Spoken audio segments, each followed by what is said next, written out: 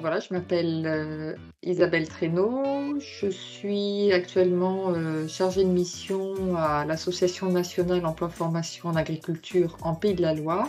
Donc c'est un organisme paritaire employeur-salarié qui travaille sur la promotion des métiers et de la formation des métiers de l'agriculture. J'ai un certain âge, donc j'ai eu plusieurs expériences professionnelles. Donc j'ai une formation, d'ingénieur en agriculture et j'ai travaillé, un peu partout en France, à l'étranger, plutôt orientée sur, le développement agricole dans mes missions. Le fait de choisir l'agriculture, en fait, ça a été un choix, personnel. Donc je me suis jamais posé la question: «Est-ce qu'en tant que femme, je peux le faire ou pas le faire?» J'ai avancé, voilà, comme, je souhaitais le faire. En fait, quand je suis rentrée en école d'agriculture à Angers, donc j'ai fait des stages en exploitation agricole. Je suis rentrée, moi, dans une exploitation porcine, je me rappelle à l'époque.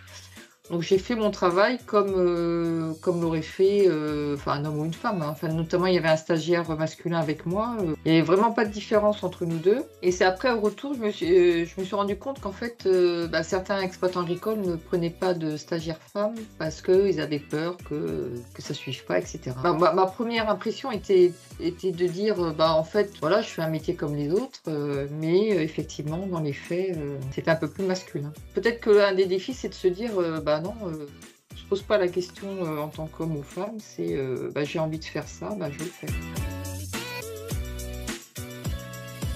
Dans les anecdotes, moi je vois par rapport au service de remplacement, par exemple, où on a à la fois des salariés hommes et femmes.